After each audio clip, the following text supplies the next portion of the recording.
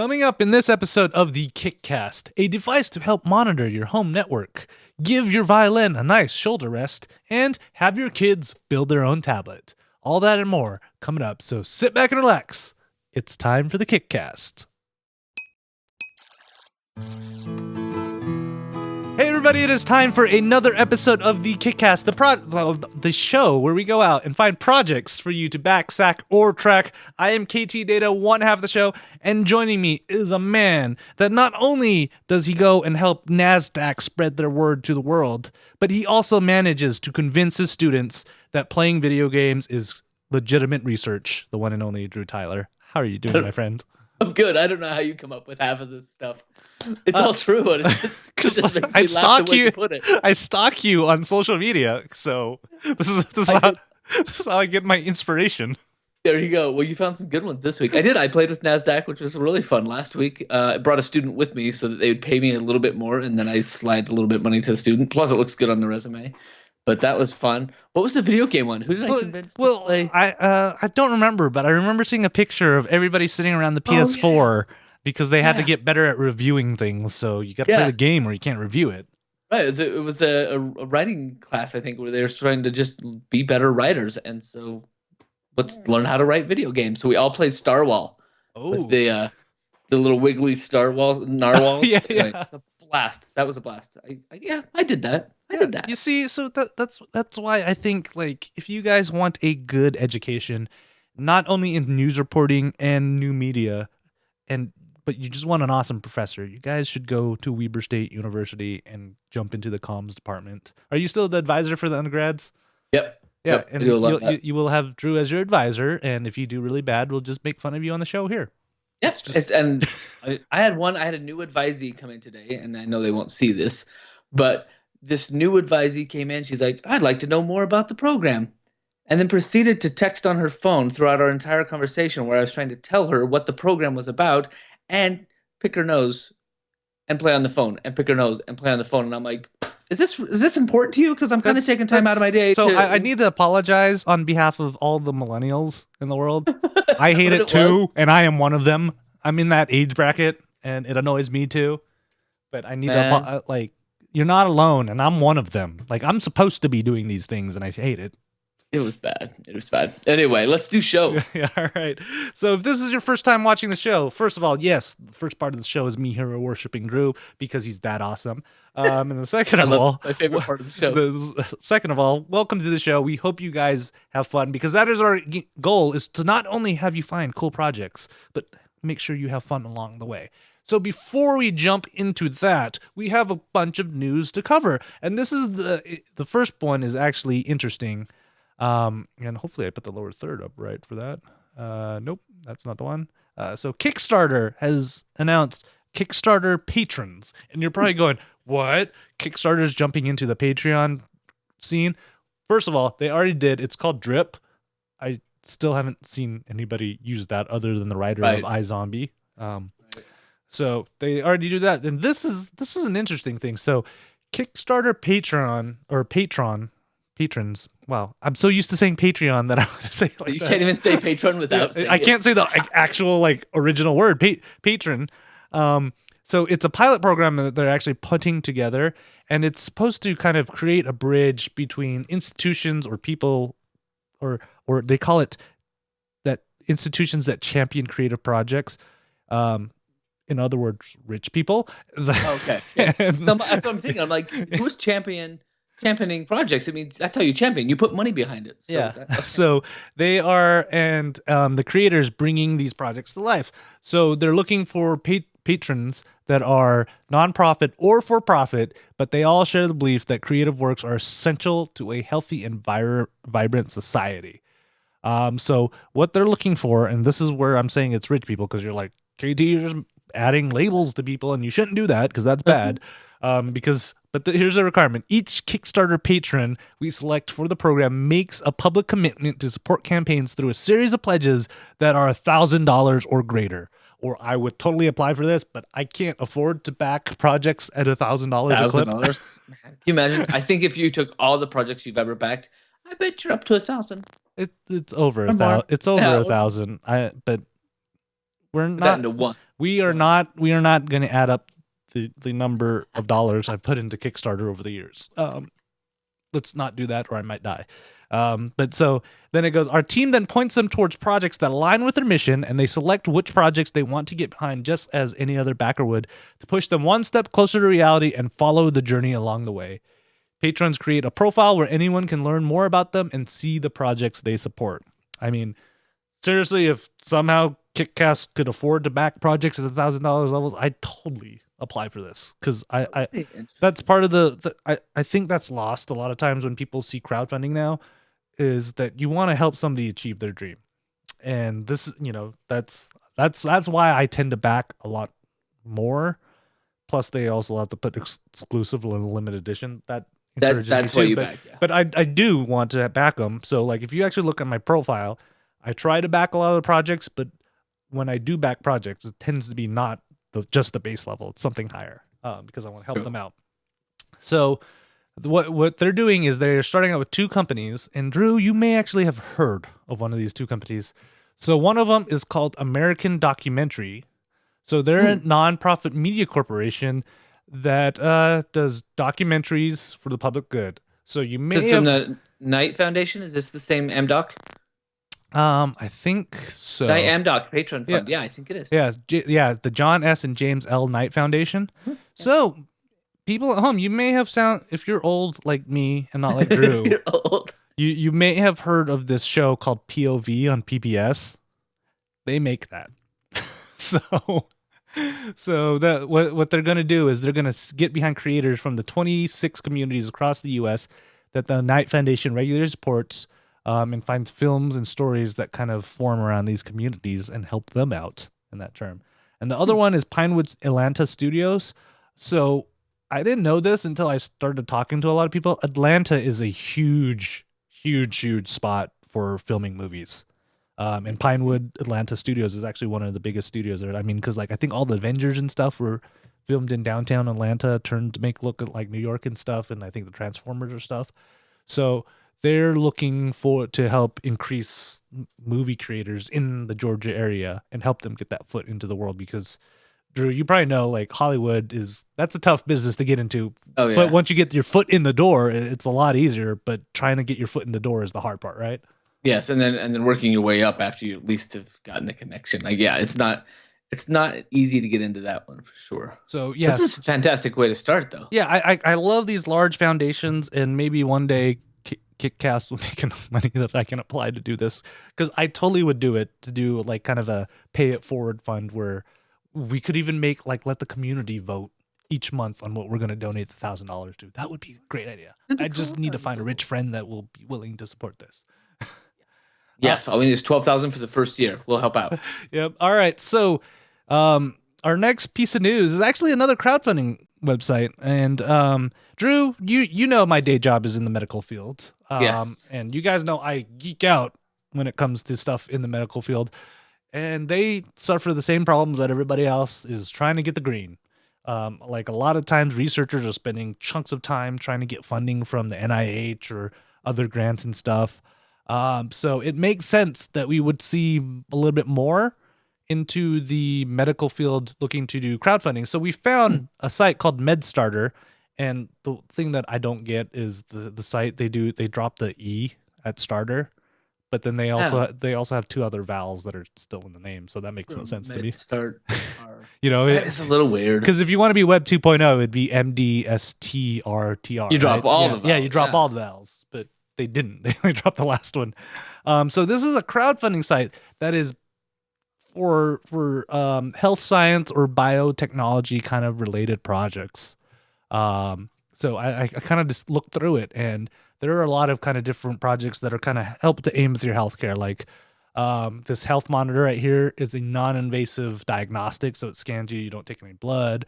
Other things, and I don't know why, but this seems to be the hotness. I'm not that in tune with the healthcare world to see, but they are trying to get blockchain into the healthcare, really? Which I think actually makes sense, because if you do it right, transferring your medical records could be as easy as giving your new doctor your view key, and they have all your medical records right there, instead of trying to wait for a folder or something to get transferred through. But you can see a lot of kind of Like there's a blockchain powered vitamin service. Teeth genetically regenerate your own teeth and stuff.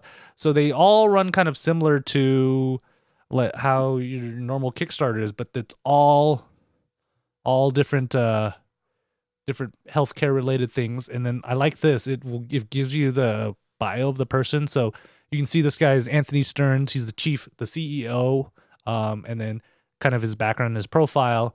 And then what's cool is you can donate. So they have their goal, but they also have this kind of interest and adoption score. So you can like it, you can try it, you want to partner with them or other. And then the adoption score is it tells you how you want to be informed with them, all the way from just a follower to an early adopter to a mentor, or you want to be like a heavy-handed investor. Interesting. Check out this one. Did you see the one that's if you step back into the equity raise for the handheld nitrous? Ooh. At the top corner. Let's see, where's that? Is that your favorite? It says what's popular, so it must be the second one. It's probably on the top. First page. Very first page, yeah. See. So it was just hilarious because I saw that and I was like, I made one of my own in high school. Like, it is seriously just a nitrous, like, it's a cracker. So I've seen waiting. Don't you just use the whipped cream cans for that too? Yeah, so this is like hilarious that they basically tried to patent and make a nice design around it. Has nothing to do with Medstarter. Sorry, I just saw this and was like, wait, you just put a bunch of PVC pipe together and you put your nitrous inside and you crack it and put a balloon on the end. And this takes you back. But yeah, so this is interesting, and this is where a lot of my medical background comes into handy. So they've already been CE marketed. They also have an ISO certified, so they're ISO 13485, and they have the MDR certification for the CE market. They even got the Canada. They're approved to sell in Canada, which I will tell you, it is a pain in the butt to get approved in Canada. And they tell you investors and stuff, and I like this. They've already raised the first round. Is that what I'm saying? Yeah, 180 million. Like, 1,000. Sorry, it tells you though. So it's approved for animal use only. This product may not be sold in the USA for human use pending FDA approval of the inhaler. The gas is approved in the USA under NDA 208069. The inhaler has been submitted to the FDA under the de novo process, which is, I believe, kind of a fast track process to that. Well, I think it's a fantastic idea, and I would pay $10 for it. Yeah, and I love the site because it does put all the biotech things together, because I have a hard time finding those on Kickstarter. And sometimes when you see them on Kickstarter, I'm a little skeptical about them. Like, I mean, the baseline science seems okay, but I need to go research this a little bit more. Whereas on this site, you can see they're listing stuff that I'm already familiar with. So I'm like, okay, yeah, that makes sense. That looks legit. Gives me a little bit more information for it. So if you guys are looking to make a biomedical device, you may want to check out medstarter.com. I really wonder what they're like the traffic, like how many people are coming here and doing that. So I guess it'll take a little while, but yeah, and I think they've already their numbers. So after 291 campaigns and hundreds of successes, we know what it takes to do this. So they don't. It's unlike Indiegogo, who will just take everything. I think you have to go through an application process, and they vet you a little bit too, because of course a lot of this is medical related stuff. So you don't want to use a bunk item on yourself, so you can make yourself sick. I've got a lot of bunk items I could come up with. That is interesting. That's a very unique crowdfunding, and I like it. I like it. Is it better than the porn one? I can't. What was the name of the porn one? I don't recall that. One of these days, I'm gonna go see if that site's still around or not. I remember the one that was just for pants or clothes or something like that we did. So, all right. So for our last piece of news, Will Russell has distilled down a simple mathematical system he has used to help people raise over $3 million on crowdfunding sites in the past few years. So I wanted to talk about this because it's actually solid stuff that he's covered. So we'll give you the key points. So the first piece is build an inner circle. We've mentioned this always, that you got to get a large enough amount of people to back you on day one, all at the same time, because that's going to be important. So he actually goes to the point where he says it's the 30% rule. So the rule suggests that campaigns that reach 30% of their funding goal within the first 48 hours dramatically increase their chances of success. That makes so much sense though. Like we've seen that. If you get over that hump, you have a better shot. And if that's like he's mathematically determined 30% what you need in the first 2 days, that's brilliant. And he's even upped it up too, because he's like, as competition has increased, this rule has become even more critical. We now target 50% in the first 48 hours for our clients. And he's like, if the 30% milestone is missed, oh boy, it's an uphill battle from there. And he's like, the inner circle is a group that gets campaigners to that magic number. An inner circle can include VIP contacts, such as friends and families. However, a majority of the members will be prospective campaign backers acquired during the pre-launch campaign period. We recommend the inner circle is in an email list, Facebook chatbot list, or an SMS list. With the funding goal, average perk value, and industry average 5% conversion rate, how many inner circle members convert into campaign backers in hand, identifying how many backers and how many inner circle client members are needed to hit that milestone is easy. So he gives you an example saying, hey, say your average perk is $100. Therefore, 30% of your funding goal, so say you're raising $100,000, is $30,000. Required backers to reach $30,000, divide that by your 100, you need 300 backers. And then if Inner Circle converts at 5%, the first 300 backers come from the Inner Circle list. Then Inner Circle list must contain at least 6,000 subscribers. That's such good math. What a good way to like lay that out, right? And we've talked about it, but this is like the numbers to it. We've kind of just said all along, like, rev the engine, make sure you're ready to go. This is amazing. Yeah, it's great because like when I actually looked at the math, I'm like, this is sound, and he's actually pretty conservative because you're going to build that list, but he's only planning on 5%. That's you and I, we've seen projects. I would say 5% is pretty conservative in terms of getting people to convert. So that kind of gives you more realistic numbers on what you want to do when you're launching your project. Even in consulting other projects where they say like we're gathering names and numbers, and I'll look at it, and I haven't done the math like this, but they'll say we've got 2,500, and I'm like, okay, 2,500, but you're trying to raise about 100,000, and I say you're about halfway there. What? No, we're just gonna launch, and then they flop. Yeah. And what's great too is that we'll link to this article, but in this article he gives you a link. Here's a plug and play template we created that'll help you come to this number. Nice. And I love his advice. If you're about to launch a crowdfunding campaign but do not have an inner circle large enough to reach that 30% of your funding goal, stop, delay your launch, and build your list. So that like I cannot like put it in like ads at Facebook or some other way with pixels. Like find a way to build that list with some marketing. Even if you're putting like trickling dollars into it, build that list so that you have it. Otherwise, all your time and effort is going to be wasted. You're not going to reach anything. So you might as well even put a little money into the marketing side to build your list first. So. Yeah. Kickstarter and Indiegogo is definitely not one of those just throw it out, they will come anymore. It has changed drastically that you got to have this stuff ready to go. And the other one, and we kind of mentioned it, it's not just about the inner circle converting into backers, though. It is also when they convert. To create and he said, create a snowball. To create a snowball, the campaigner needs this list converting the moment the campaign is live. So what you do is you send out an email, hey, in 24 hours, we're going to launch, and I would love it if all of you guys kind of backed in that first hour, backed right when we launched, and then send another hour, 1 hour to go, or even like 5 minutes to go before we launch. Get your mouse clicked, ramp everybody up to do that conversion, because it's going to amplify your signal a lot more if you can get all those backers in a small amount of time. Because you live in a world on the internet where algorithms dictate what people see all around. Like Facebook entirely is manipulated by some giant algorithm. Google has some crazy search algorithm out there that people would pay a gazillion dollars to get their hands on. So you got to make sure you light up the biggest signal.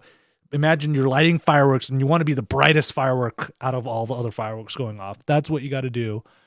So work and get that working. And then the last part, and I think this is where Drew can actually chime in a little bit better than I can, is scale your success. So once a campaign is underway, the campaigner gets insight into critical marketing data. When the data is viewed through the lens of individual marketing channels, for example, paid advertising, PR, social media, they can identify 3 fundamental elements of the scaling process. Which of the marketing channels are the best performers, how their output funding level compares to their input, your investment, and 3, how high their output can go. So I mean, Drew, you probably can comment more about how you can do those analysis in terms of Right. where you're advertising, right? It is, but it's kind of just like a basic ROI, and even though you can guess at it up until the time you launch, you get those first couple of days, and hopefully you've got some of that traction happening that you can say, okay, we've put feelers out here, and I've heard this called like the kind of the 3-2-1 method, or a $10 a day method, but you basically put a little bit of money into all the avenues that you can. So that's your Facebooks, your Twitters, your YouTube, whatever that paid advertising is, the social media. And then you have to track it. You have to look at the data and say how much of that's converting. And if you find something that converts quickly and is happening more often than the others, then that's the one that you double down on, right? But you have to have a little bit of data and understand it. Yeah, say you're pulling all your stuff from Facebook and you're getting like 1 or 2 at most on Twitter. That's where you want to focus on, is on your Facebook page. I can kind of tell you sort of a story. So with Double Burst, our Dice Masters podcast, I was lucky enough to have kind of all the other guys helping me, and I'm used to. I didn't use a lot of Facebook before that. Drew, you and I were mostly kind of Twitter guys. Yeah. But the thing was, all the audience, a good portion of the audience for Dice Masters is on Facebook, and so like I barely post our episodes on Twitter, but when I post it on Facebook, we get 600 to 1,000 impressions on each of our posts. So that's where our audience is, and that's where we focus our stuff on, because we get messages through that and that stuff. So usually I get 1 or 2 at replies, but Facebook is where most of the Double Burst listener audience is from. So that it makes sense for us to focus more on that. If you're doing Kickstarter there, like in any project, that makes sense. And so it is. And this is what I taught my class today. We talked about it, and we kind of just said, you've got to figure out what's working for you and what your audience is, and who's giving back. And for us, it was like engagements. Like, what's the engagement work? What's good? That's what you double down on and put your money into, or even put your different posts on. So, yes, I can't say enough. This is a brilliant article. If anybody out there is thinking about running a project, this is like a must read. Yeah, I love it, and he breaks it down great. So we'll link it into our show notes. And I when I saw him, like, wow, this is taking what you and I talk about all the time and actually putting the math, the numbers to it. Math. And maybe somebody out there will actually believe what we talk about. everything we talk about, it's all right here. All right, so now it is time for our kick shouts. So these are our quick Twitter link shout outs. If you guys have a crowdfunding project you want us to mention, just shoot us an email, send us a tweet, 120 characters or less, or 240 characters now if you want to be like that. Let us know the project and we'll mention it on the show. So this one is actually one I found at SaltCon. So it's a board gaming convention that's in northern Utah. I should have told you to come down. I was already halfway to I saw it. In fact, I saw all the chatter about SaltCon in this Slack. Yeah. And I was very tempted, but I was so very busy. But I thought, board games, I could play games all the time. I know. So I'm glad you guys enjoyed it. Yeah, next year you should do it, because Russ didn't go home one night. I figured that's how good it was. But so we mentioned these. These guys are our local guys too. It is called Rise of the Exiled, a fantasy throwing card game. So it's a unique game that contains adventure, fantasy, and throwing cards. 2 to 12 players, about 10 minutes to play. The whole idea is there's a bunch of cards and they have weapons and stuff. So what you're trying to do is you're trying to throw the weapons, and everybody else is throwing their weapons at the same time, and hit the other player's character card. And if you hit them enough, they'll die. And, the last man standing is the one that wins. And that is Rise of the Exiled. Make sure you guys check it out on Kickstarter. I love the throwing idea. That's just... Yeah, and what's great is I talked to the guy. This is actually their second time trying to bring it to Kickstarter. The last time they didn't get enough of their funding goal, but they were smart, and they're like, well, last time we raised $6,000.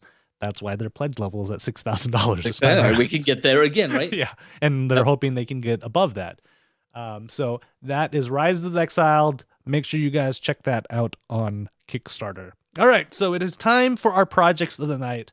And I have to mention 2 out of the 4 projects, and yes, we have 4 projects because you guys always do chicanery when it comes down to voting for our third project. I'll make mine fast. So and I met these guys at CES, and I just fell in love with all this stuff. So Drew, your house, everything's on Wi-Fi. Your network is connected. You have, you have your thermometer, or your not thermometer, Yep. your thermostat, Thermostat. Yep. your smoke 6 detectors light too. bulbs. 6 light Two, bulbs, your smoke 2 smoke detectors. detectors.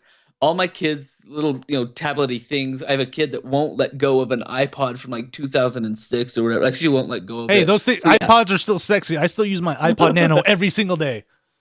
Yes, everything is on Wi-Fi here. Yeah, and so, but here's my question: How how's your network health doing? I have no clue. I just know when I hear the wife go, "Internet sucks right now," and I hang my head in shame because I'm like, I don't know what to do. So this might be something you want to get. So our first project of the night is called Monitor.io, and it is a internet device that you plug into your router that will monitor and help you troubleshoot your internet problems in your house.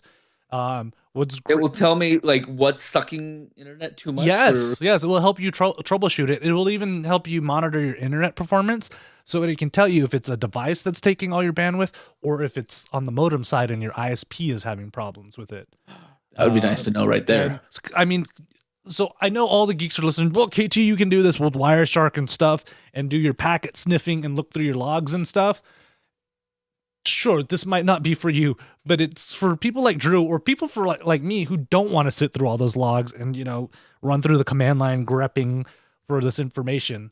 I don't even know if you're speaking English right now, but yes, it sounds like the right. So what it does 24/7 monitoring. So it'll tell you when a connected device drops off your network. So like, I have a network attached storage. I would love to know if it goes offline, because then I can't access my files. It does like I said, it does troubleshooting, so it helps you determine if the network degradation is inside your home network, so after the router, or outside, so it's on the modem side or on the internet performance side. It tracks your internet performance, because how many times have you called your ISP and they're like, it's fine, we don't see anything wrong with it. Now you can be like, I have logs of it not working, come fix it. Right. And then it also tracks all your IoT stuff to see if it's online, and will let you know if it goes offline. Because, Drew, I know you would be concerned if your Nest went offline and you wouldn't be able to adjust the thermostat while you're away, right? Right, thermostat, or even the carbon monoxide detectors, like all those things. I do. I think about, like, are they really working? Do I test them? Yeah. Yes. So this is simple. You plug 2 things in. You plug an Ethernet cable from this device into your router, and you plug in the power cable, and you are set to go. You download an app if you want to get the notifications on your phone, and you can, you connect it to your router, register it with their Monitor.io service, and then you download an app if you want to get notified on your phone about it. And I talked to these guys. They are very, very they're like, yeah, you and I can do it, but my mom and dad sometimes are like, the internet doesn't work, and how many times have you gotten that call and you're like, Yep. It's a little harder to troubleshoot this, as we live in 2 different houses, So with this, you could log in on the website and kind of look through the logs and stuff, and you can be able to, it seems like the desktop computer in the den is sucking most of the bandwidth on. Have you run a virus scan or something on it, or disconnect it to see if that fixes it? Yeah, very interesting. So they kind of do that. It is a simple box. It has its own display on the outside too, so you can have it show when your last outage is, or any messages, or even your IP address. Because how many times have I had to explain people how to find their IP address? Right. So I could go look at that box and let me know what the number is on there, so you can fix it. But I saw their whole goal is to track all information and make it as user friendly, and they have some nice graphs and stuff that you can check out with it. And I just love this idea. They're actually pretty smart about it, is because I think it's the first 50 units have already been made, and this tier has sold out already, but they're ready to ship that in April. So they had 50 of them pre-made, ready to ship out in April, and they're working on building the other ones. And I just loved everything about this, because, like I said, you can do it manually, but then you got to know all the tools, and you got to dig through the logs, where this kind of puts it all together. Keeps it running. So like I said, if it's for your parents or your brother, sister who's not as tech savvy as you are, just leave it on their network and you can log in and pull all this information. Because you don't want to leave, all right, mom, I need you to download this packet sniffer and then leave it running for 3 days so I can look at the logs. Freak out. A packet? What? There's no packet sniffers in this house. It's like I didn't raise you to say things like packet sniffer. Right. That's a very interesting project. I feel like it has a lot of merit. Like you're right. Like it hits a cross section that doesn't maybe want to go that deep, but still is very curious about. Like me, I'm the ideal person for this Monitorio because I'm not about ready to dig in and sniff packets and do greps. What do you call them? Grepping? Yeah, grepping is Gapping? it's a search function through the command line. So Yeah, see? it's Not a my Linux bag. tool. Not my bag. Uh, But if I had a tool that I could like look at graphs and charts and I could quickly say, my light bulbs are what's killing Yeah. me. I've had things that I've actually brought into my network, used for a week or two, and felt like they were dragging things down. but And did so you I know or not? just guessed and been like, all right, send it back. So this is brilliant. I like this. This is a back for me. I think this is a brilliant idea. Yeah, and like it's not that expensive. So like so if you do it in the first week it's $79 or $90. I think they're aiming at 120 when it comes out retail. Oh, that's quite a Or discount then. 130, which you're like, well, that's expensive. I mean, your routers are that much, and if you're paying $5 to your Comcast to rent a router, anyways, that's about the same price. So, Yeah. and this will give you all the information you need. And yeah, I talked to them, and they were walking me through their UI too, because I'm like, okay, that's a cool device, but what does your UI, what does the reporting look like? I'm like, oh, we worked hard to make sure you can kind of troubleshoot and figure out this really easy. And they loaded it up and showed me. So that was in January, and it's March now. So Yeah. the product is pretty much well baked, and they just need to, I think, produce it in scale. So yeah, the Monitor IO is definitely a back for me. Find them on Kickstarter. Drew, this next project is not a tech project, but it is definitely something that you need if you play a stringed instrument. And I have pretended to play a stringed instrument sometimes. I'll grab my kid's stringed instrument. Check this bad boy out. And she left it on the ground? No, it was in its case. I had it prepped and ready. But I don't play, you guys. I don't play. But check out this project. This is my sweet 8-year-old's violin that she just got. The next size up. So I don't know how they do these things. She's growing then. She's already grown up. So she's played for about a year. Yeah, so the way you figure out what size violin you need is you take your arm and you wrap it around the end of it. And if your arm is like extending as far as Drew's is, you definitely need a bigger one, because you should be able to wrap your fingertips around the end of the thing to get the right length with that. So that's why she grew up to the next size. But that's what she got up. So what's awesome is that we took this to lessons today, and since it's a not only is it a brand new violin, even though it's a rental, but and a bigger size, but our teacher, she always gives it kind of a quick tune before they do their practice and their playing. Uh-huh. But we spent probably, I'd say almost 7, maybe 10 minutes of a 40-minute lesson trying to figure out this little piece right here. She calls it the hot dog.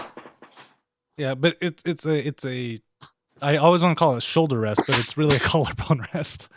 Yes, a collarbone. Yeah. Look at you.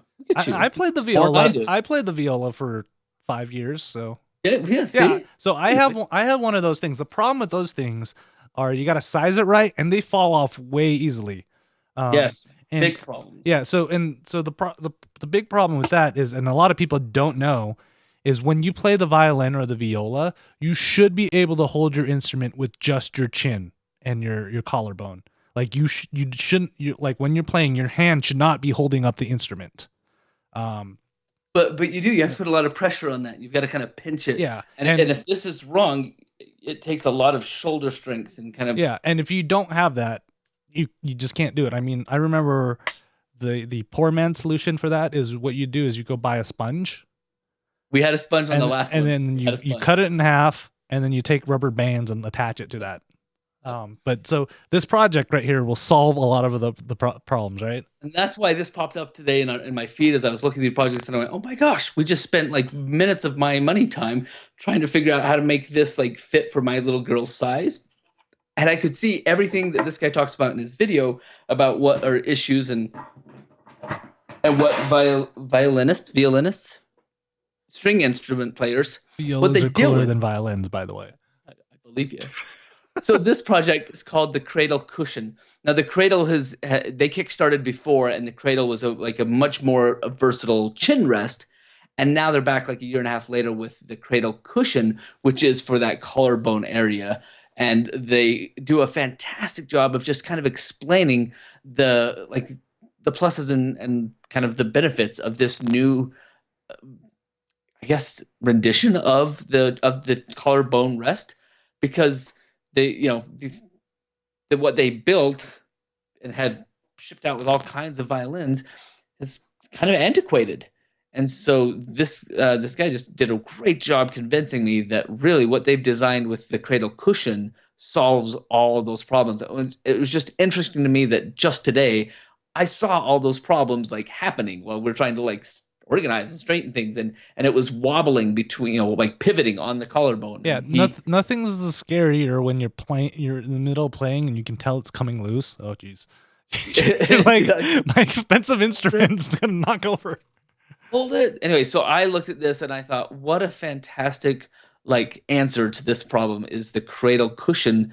It grips, it holds, it makes like this beautiful instrument that's been around for however many eons, but it gives it that like, I don't know, makes it part of your body, right? It sits nicer in there, so you don't have to use so much of your muscles to hold on to it and play. You can just like bury it into your collarbone, let it set nice, and it's not gonna hurt. Locked in. Like, because I've had some of these collar rests that they hurt more than they helped, and I'd have to figure out a way to mitigate that. But I like this, and I also like how low profile it is too.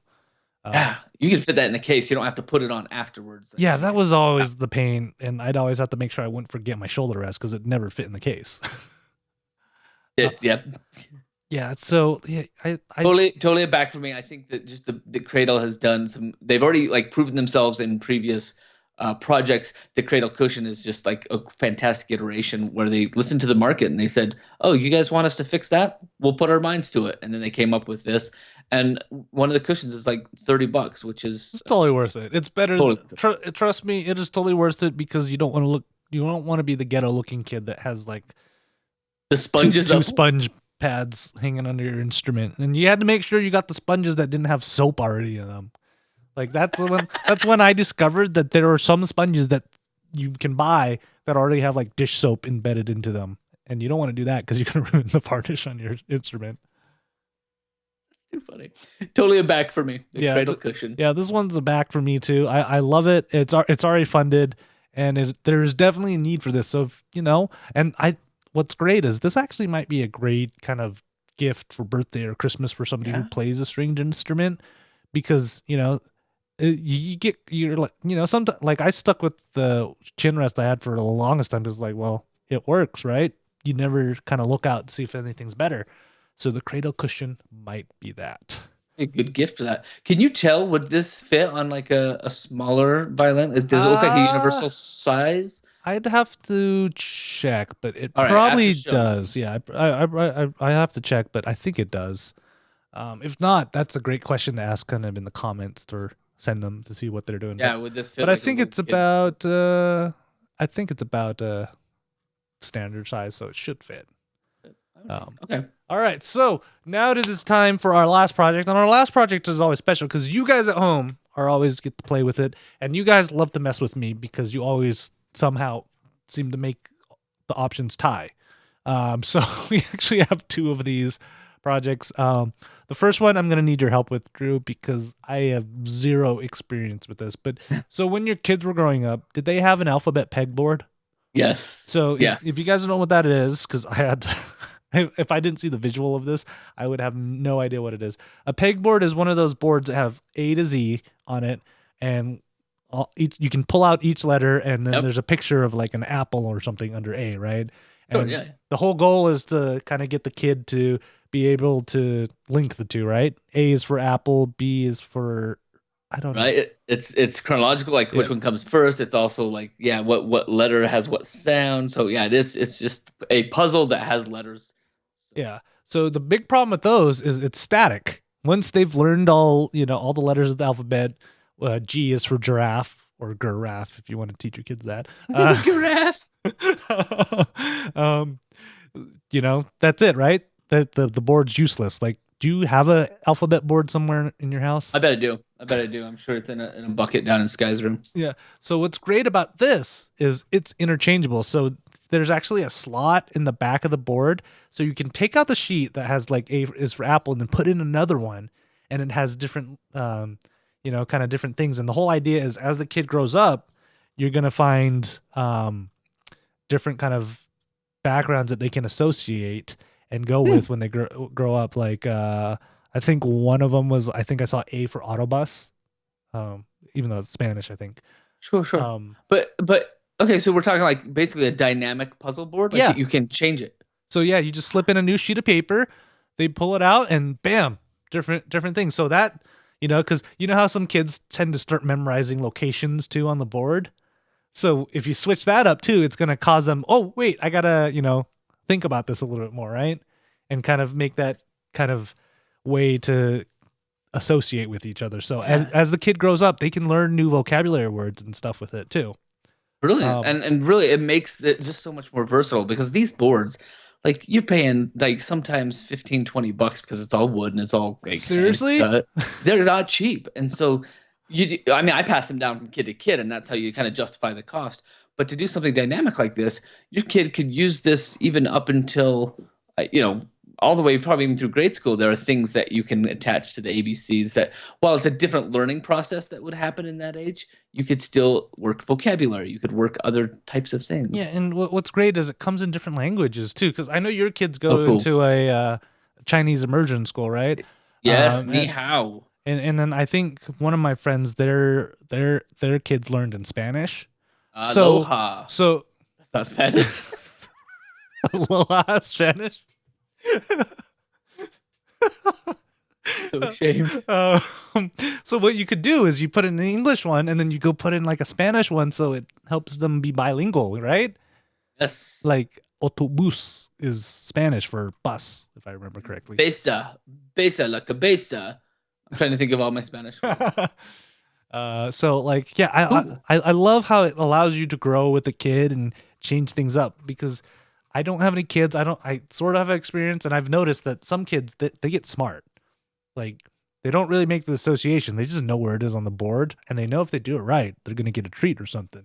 So that's how they memorize things. So you can switch it up and force them to kind of learn with it. And there's also an app with it that you can actually add to it and track their progress. So you can see how they've progressed over time and what they're picking up and what they're not picking up. So you can help work with your kids on that. The app is attached to the board somehow? No, it's just so it's with the Alpha Tub mobile app. You can not only keep track and share the learning progress of your child, but you can also create and download new graphics or sheets, and even sell or share your content at the Tub marketplace. So if you want more sheets, you can actually download them from that too. Oh, interesting. Dynamic indeed. So I really like it. It's a back for me, but I'm not a parent, so my word's probably crap. But what about you as an actual parent who's raised kids with these things? I mean, I'm a little past that, but I think that it is a back, because I think that it gives that versatility, and you buy so many things for those kids at that age, that having something that is going to have a little bit more longevity to it makes a lot of sense. So that's a back. Kids' toys are expensive. Yes. They're expensive. So our next one is sort of a toy, but it is also a learning thing. So Drew, you have three wonderful girls, right? Wonderful girls most of the time. And like, so have any of them kind of expressed kind of that maker mentality where they want to construct things, put things together, or has any of them gotten to the part where I think my family hated, where they would take everything apart to figure out what they work? So far, nobody has been taking things apart, but I do have one that loves to tinker and create, and she calls it her inventor table. And so she'll go out into the garage and just put things together and just pretend to invent. She's going to love this, because our last one is called the MakePad, and it's going to allow your kids to put together their own tablet and learn how to code. Oh. So this was cool. I saw this at CES, and I was talking to the guy who created it. And he was like, yeah, I wanted to build something that grows with the child. So not only do the first part is, so the MakePad is a Raspberry Pi powered tablet. It has Okay. a 10.1 touchscreen display on it. And then it has a couple of different IO boards. It has a battery pack of it. But when you get it, it's not assembled. And then your kid has to learn how to put it together. And then after they've put it together, the OS on it runs on Raspberry Pi, so they can even load up Minecraft Pi or any of you could turn it into a giant emulator station. So, Drew, you could teach your kids how to play Double Dragon on Super Nintendo or Zelda and Hey, stuff. love that. But not only that, but there's a full OS on there that actually scales in terms of learning how to program. So all the programs are baked in already, so you don't have to have them on the internet if you don't want them to. And then they can learn to code, and it scales by how old the child is, and you can learn. So you can see the assembly process right here. Is you attach the battery, you attach the I/O board, you attach the display, and it's all in the back of the tablet, and it's clear, so they can show their friends too, like, I put this together. Yeah. And it's also this is you'll love this. It's Lego compatible. I love that. So you could like design and stick things on it after Yeah. and around. Yeah. So like if you didn't like the case, you could actually build your own case for it too. But yeah, you can see right here, like the top and bottom have the Lego pegs on them, so you can attach your Legos to it. So it comes with a kids-friendly screwdriver. I just barely noticed that because Screwdrivers. you might worry a little bit when your kid's like, I need the power drill to put this together. A wall charger, a 10.1 touch display, a battery module, a speaker module, color-coded cables, a Raspberry Pi 3. And it is like, I love everything about this. And you can see a picture of their OS. They have different kind of planets for apps and coding and all of that. So it's not like they're going to, after they build it, they're going to go straight into a Linux workend or anything. That's really, But yeah. I just love the whole part of it is that not only does your kid get to build it, you can actually grow on it. And what's even great is, say, your kids are like, Dad, what are these extra pins on the Raspberry Pi, the GPIO pins? He actually has a cutout on the back where you can access it, so you don't have to take it apart again to get access to the GPIO pins. So Excellent. if your kid wants to like use it to build a robot or use it to like add temperature sensors and stuff, you still can get to them without taking apart the Raspberry Pi. That's why I love this. I love this whole part of it. I would have killed to have this if I was a kid. Right. Because not only like I'll have a fully working tablet, but I built it. Right. I mean, the one that I remember when I was a kid was they had these little electronic things called like the Heath kits. The Heath kits and stuff. Yeah, I always wanted one of those. They're like, okay, but this would be like, yeah, I built this. I have this. That's so cool. And like, unlike those other kits, you can, that Raspberry Pi, so say your kids get bored with it, you can turn it into like a Xbox Media Center or emulator station. There's so many things you can do with the Raspberry Pi that it's not just going to sit in a closet somewhere gathering dust. Right. So right now they're at $13,000 out of the $50,000 I want. I'm really tempted to just back one of these for myself. Build your own little tablet and learn to code. Yeah, I mean, like, and what's great about some of these learn to code stuff is, and this was a big thing because I saw a lot of education tech, and I asked them, it's like, so how are you teaching them to learn to code? And a lot of them now kind of have like snap in modules, so you're not writing code, but you can pull like an or loop or a if then loop, and they all attach together, kind of like virtual Legos. Yeah, block code. Right? Block code. So and still, like, I've seen those where you can flip them around and it'll show you the actual syntax. Yeah. Beyond just the visual part of it. But that is a fantastic way to code. So my 11-year-old has tried that method and she gets it. Yeah. So I think she'd love it. And Rev asked, does it have a front-facing camera for selfies? Guess what? Since those GPIO ports are open, you can totally buy a Raspberry Pi compatible camera, and then to mount it, it has Lego blocks on it. So attach it using the Lego blocks, and bam, selfie for camera right there. Right. That's right. So Rev's always thinking. He's so helpful in the chat. Thanks, buddy. Yeah. Great ideas. Yeah. So like that is the MakePad. This is definitely a back for me. Is it a backtrack or sack for you? Is it back for me? I think it's pricey, but it also for the idea of being able to like put things together to give your kid just the hands-on and the ownership and the expandability. Like it's definitely a back. They're heading the right direction with this Yeah, one. and you know, I know some people may think it's pricey, but if you think about it, $250, where are you going to find, you know, if you're going to go buy them a Kindle or a tablet or something, they're about that price anyways. And Yeah, at least. this is designed to be a little bit more robust because they know kids are going to handle it. So would you rather have them having to drop this, or would you rather have them drop like an iPad? Yeah. I just even having them know what goes into it, I think they'd take a little bit more care if they were like, oh, these pieces have to stay together. I think they'd lock it up and they Yeah, and if they break the hold it. Raspberry Pi, it's a $35 board computer that you can replace pretty Yep. easily. Like, Yep. so I love everything about this. And so like, yeah, it has a 3-watt speaker, 800 milliamp battery, 16 gig SD card that you can put in Bluetooth, 4 USB ports, all the good stuff with it. So make sure you guys check them out. That is the MakePad. All right, now it is time for our Suck of the Week. I'm excited about this one. But I haven't seen it yet. So, I mean, Drew, you and I, we have friends in San Francisco, right? Yes. And Special people. And yeah, that's probably the best way to describe some of them, right? Yeah, And yeah. did you hear about that rave of them drinking raw water and like companies selling it for like $60 a bottle of raw unfiltered water? No, that sounds ridiculous. And people, I'd never do it. We filter the water for a reason, guys. You get Giardia once and you never want to get it again because guess what? The doctor can't do anything about it. You just got to let it's self-limiting. But for those 2 or 3 days while that Giardia is going through your system, trust me, you are not going to have fun.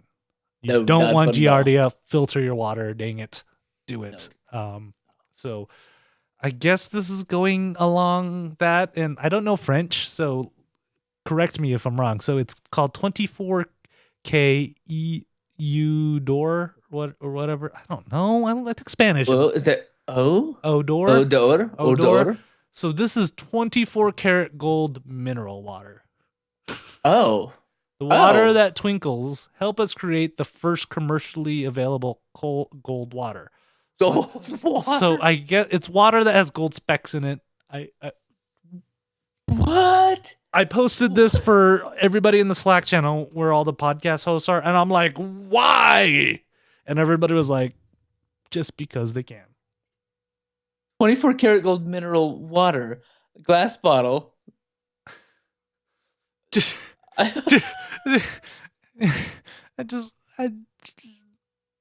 Wait, I don't understand it. You drink purest gold? You drink mineral water? Are you drinking gold or mineral water? It's mineral water that has gold specks in it, is my guess. I mean, gold is a mineral, right? So I guess. But so his story. Hey, I'm Lucas Mitten, the founder of 24 Odor. Like any other Kickstarter project, I need your backing and support to make this project successful. This crowdfunding project is all or nothing, meaning I won't get a single dime if we do not meet my funding goal. Check your spelling, guys. It annoys me when I start reading these and there's grammar mistakes. Without your support, the project isn't possible. The standard mineral waters on the market are often overpriced and boring. This is why many people choose soda instead. No, we want to change that. We've created a beautiful 24 karat gold mineral water. The bottle is made of glass, so it's sustainable. The mineral water is magnesium rich and of Scandinavian quality. And the gold is from North America's nature. 24 Odor is just as amazing as it sounds. Today, you can drink mineral water without feeling bad about nature. You can drink the purest gold. You can drink mineral water of the highest quality. You can drink the 24 karat Odor pure luxury. Wow. So reading this, I'm thinking that's a lot of hype for special water. However, as a gag gift or as a humorous gift, I wouldn't mind having a bottle or two, a glass bottle or two that I could just point to and say, yes, there are gold flecks in that water. Like that's just to me is worth the $9 to buy 2 bottles of this, to back 2 bottles. You know what I would say to you though? It's like, so you're pooping out gold, I see. Yeah, that's how good I am. But they have to ship I mean, it looks like they have to ship from where is he at? Denmark. Denmark. So I better step down to one bottle, but even one bottle is about $11 once you add the shipping. 39 Danish kroners for shipping. That's more than the pledge. I'm backing it right now. The pledge is 29 Danish kroners. And if somebody lives in Denmark and says I use the wrong currency, I apologize, but it says DKK and I think that's Danish kroners, but I could be wrong. The last time you used your kroners, I don't know. But that's it. You're seriously backing this? Yep. I think that if I have a chance to drink gold water, I need to jump on it every chance. You're not going to drink it, though. I know you're not going to drink it. I'm not going to drink it. I'm not going to drink it. I'm going to put it up and share it with friends and family. You're just going to have it on a shelf. If you're gonna I can't get my password. Let me in. If you're gonna do that, Drew, why don't you just get an empty bottle, an empty glass bottle, and say that, put some like, put some glitter in it, and say you have gold. Oh my gosh, this won't let me in. I want to back the door. It is a sign. The Kickstarter is telling you that you I'm getting 2 bottles this time. I'm getting 2 bottles, and I'm sharing one with you. That's how much I love you. I'm gonna give you for Christmas a gold water bottle. Because they're like, so is the water bottle made out of gold? No, Drew has enough money to burn. He bought me water that has gold in it. Has gold in it. Bam, got it. So $16.65 will give me 2 bottles. Coming my way. Woo! I like Revs. I can make you a bottle of water with fool's gold in it. Maybe that's all this is. No way I'm going to be able to tell. It could. I don't think it's going to make its goal. So they're looking for $6,000 and they have 188 right now. I just backed it. I can't believe you backed it. I think it's fantastic. I mean, if you think about, there are some crazy people out there that that eat gold cupcakes or gold sprinkles on things like that. Yeah, I've seen like chocolates and stuff that have like gold flakes on it, and I'm like, that seems like a waste. It does, but there are people out there that not only like make things with it, but then they like they serve the buffet with it or they cater with it. So if the right places got a hold of this idea, like there would be people drinking it just like in San Francisco. I don't know why he's like not marketing this to Vegas and stuff. That's what I'm talking about. Those are the type of people that you'd be like, oh yeah, this is for them. Kickstarter's like not quite the right element, but anyway, when I get my bottle, I'll send it to you. Oh my gosh, I love the 24K inspiration, gold twinkle. Every bit of the 24 karat gold reflects beautiful twinkles in light. Oh man, like as a designer, seriously, bro, don't put it in gold. It's hard to read. 24 karat cocktail. The gold twinkles add extra luxury even when mixed with a cocktail. Why would you mix water into a cocktail? Enjoy cooled. 24 karat should be enjoyed cold to achieve the delicate experience. I don't even know what he's saying. The delicious content, 24 karat gold. Every bottle contains 2.25 milligrams of 24 karat gold. That's not a lot. Mineral water. Every bottle contains 500 milliliters of mineral water. So half a liter of mineral water. And the mineral list: calcium, magnesium, sodium, iron, and potassium. I'll put that in my body. You bet. So you man, you actually backed this. Just... Goldschlager. Oh, yeah, I did. I backed that. I totally backed that. Oh, I was just looking at the chat. Rev was pointing out another bottle of gold sort of water that was just gold schnapps. Well, yeah. Have you seen Superbad? I don't know that I have. What's her name wants a bottle of gold flake vodka, and they get that for her. And that's what they get. Oh, how funny! Oh, what's her name? The redhead. That's not really a redhead. Easy A. She was in Spider-Man as oh man. I don't know. I'm losing geek cred right now because I can't remember her name. Emma Stone. Emma Stone. Yeah. Thank you, Rev. Right, yeah. I think it was Emma Stone, or it's been a while since I've seen Superbad. But I think it was Emma Stone that wanted that. Should watch it. Gold vodka, and then she ends up throwing up all over the dude. Oh, it was Emma Stone's friend that wanted the gold flake vodka. Yeah.